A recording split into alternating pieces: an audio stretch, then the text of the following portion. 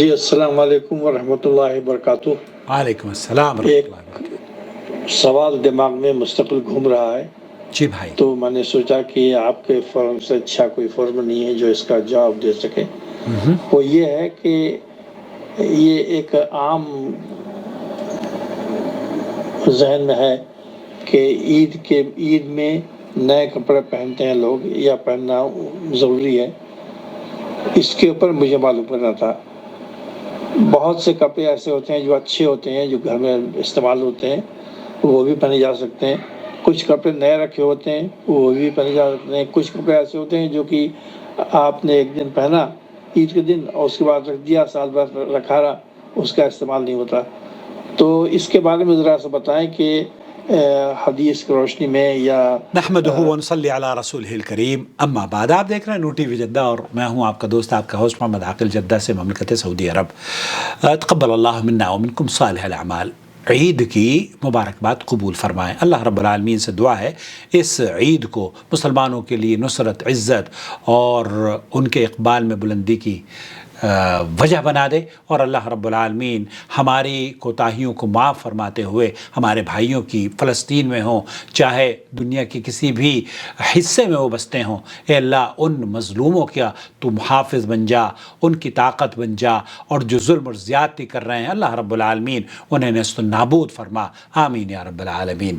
مسلمانوں کو عید کے موقع پر اچھے سے اچھا لباس زیب تن کرنا چاہیے، اس میں تو کوئی دو رائے نہیں ہے۔ اپنے دوست احباب سے ملنا، رشتہ داروں سے ملتے ہوئے بن سور کر جانا چاہیے، خوشبو استعمال کرنی چاہیے۔ یہ بات فطرتی طور پر سب لوگ جانتے ہیں، سب لوگوں کے ہاں عرف عام میں شامل ہے، بلکہ اچھا لباس زیب تن کرنا اظہار خوشی اور عید کا دن منانے میں شامل ہے۔ صحیح بخاری اور صحیح مسلم کے اندر حدیث موجود ہے۔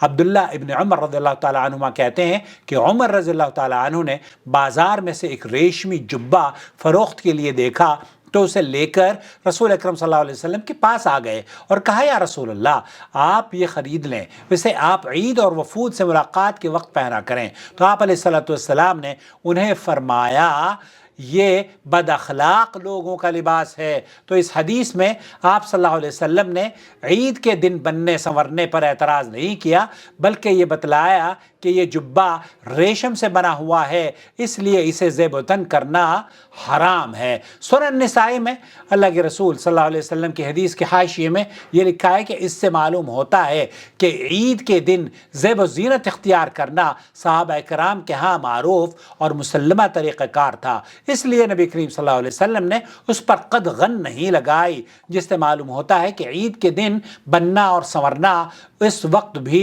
عرف عام تھا۔ شیخ ابن جبرین رحمۃ اللہ علیہ نے کہا کہ عید کی نماز کے لیے بہت سی سنتیں اور مستحبات ہیں، ان میں سے یہ بھی شامل ہے کہ عید کے دن تیاری کر کے اچھے سے اچھا لباس زیب تن کیا جائے، کیونکہ عمر رضی اللہ تعالیٰ عنہ نے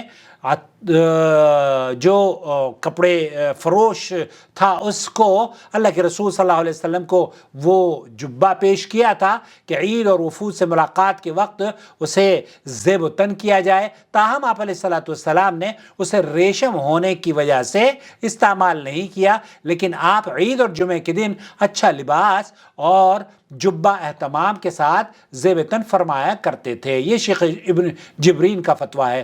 اور شیخ ابن جریر یہ کہتے ہیں، حافظ ابن جریر، ابن ابی الدنیا اور بیہقی نے ابن عمر تک صحیح سند سے روایت کیا ہے کہ وہ عیدین کے موقع پر اپنا سب سے اچھا لباس زیب تن کیا کرتے تھے۔ شیخ ابن عثیمین کہتے ہیں کہ مرد کے لیے عید کے دن بننا سنورنا اور بہترین لباس پہننا مسنون ہے، مجموع الفتاویٰ۔ اس لیے عید کے دن تیاری کے لیے نیا لباس خریدنے میں کوئی حرج کی بات نہیں ہے، اگرچہ غیر مسلم بھی اپنے تہواروں میں نیا لباس پہنتے ہیں، لیکن پھر بھی یہ غیر مسلموں کی مشابہت نہیں ہے، بلکہ کوئی بھی ایسا عمل جس کے کرنے سے متعلق شریعت میں حکم ہو، اسے اچھا سمجھا گیا ہو تو اس میں کفار سے مشابہت نہیں ہوتی۔ چنانچہ بد اخلاقی، یہ بد اخلاقی کے جو منظر آپ عید کے دنوں میں دیکھتے ہیں، مسلمانوں کو ان سے بچنا چاہیے اور بلند اخلاقی کا اظہار اقدار کرنا چاہیے۔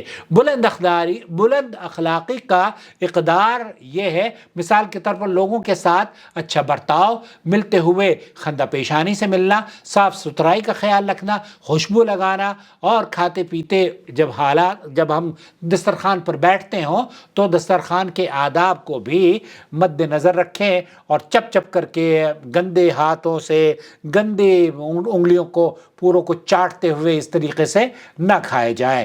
کفار سے مشابہت کی ممانعت ایسے امور میں ہے جو کفار کی علامت سمجھے جاتے ہوں، لیکن ایسے امور جو کافر اور مسلم سب معاشروں میں یکساں رائج ہیں ان کے کرنے میں کوئی حرج نہیں ہے۔ شیخ عثیمین کہتے ہیں کہ کفار کی مشابہت کے بارے میں اصول یہ ہے کہ آپ ایسا کوئی عمل کریں جو کفار کی علامت سمجھا جاتا ہو۔ اس لیے اگر مسلمان ایسا کام کرتا ہے جو صرف کفار ہی کرتے ہیں تو یہ کفار کی مشابہت ہے، لیکن اگر کوئی کام مسلمانوں میں اتنا عام اور رائج ہو جائے کہ کفار کی علامت نہ رہے تو اسے مشابہت نہیں کہتے، لہذا اس کام کو اس وجہ سے حرام نہیں کہا جا سکتا کہ یہ کفار کی مشابہت ہے۔ البتہ اگر کسی اور وجہ سے حرمت کا پہلو نکلتا ہے تو یہ ایک الگ بات ہے۔ جو بات ہم نے آپ کی خدمت میں پیش کی ہے وہ یہ کہ اللہ کے رسول صلی اللہ علیہ وسلم سے اچھے کپڑے زیب و تن کرنا جمعے اور عیدین کو، اور صحابہ سلف صالحین کا یہی شیوہ رہا ہے، اور یہ عمدہ اور بلند اقدار کی یا بلند اخلاق کی علامت ہے کہ آپ جب کسی سے ملیں تو اچھے کپڑے پہنیں، اچھا لباس پہنیں۔ تو عید کے دن یہ خوشی کا دن ہے، اور خوشی کا جب تہوار ہوتا ہے، جب کوئی شادی بیاہ ہوتی ہے یا کوئی خوشی کا دن ہوتا ہے تو ہر قوم اچھے کپڑے پہنتی ہے۔ البتہ اگر کسی کے پاس اچھے نئے کپڑے نہیں ہیں تو پھر آپ اس کے اگر آپ اسے تحفہ دے دیں وہ بھی ہے، بہت اچھی بات ہے، اور اگر تحفہ نہیں ہے تو آپ دھوئے ہوئے کپڑے بھی پہن سکتے ہیں۔ بلکہ پچھلے سال اس سال بھی مجھے الحمدللہ ایک میرے ویور ہیں، انہوں نے عید کے لیے لاسٹ ایئر بھی تحفہ بھیجا تھا، اور اس سال بھی تحفہ بھیجا ہے کہ آپ عید پر اس کپڑے کو پہنیے گا۔ تو میں شکر گزار ہوں اپنے دوستوں اور بھائیوں کا جو کہ اس چینل کو سپورٹ کرتے ہیں، اس کے جوائنٹ ممبر ہیں، اور اس کی نشریات کو دیکھ کر اور ہمیں شاباشی دیتے ہیں اور ہمیں تحفے تحائف بھیجتے ہیں۔ اللہ رب العالمین آپ کے تحائف کو شرف قبولیت بخشے اور مجھ سے اس نیکی کے کام کو بہتر سے بہتر پورا کرنے کی توفیق سے مجھے نوازتا رہے، آمین یا رب العالمین۔ والسلام علیکم ورحمۃ اللہ وبرکاتہ۔ شهر رمضان الذي أنزل فيه القرآن هدى للناس وبينات من الهدى والفرقان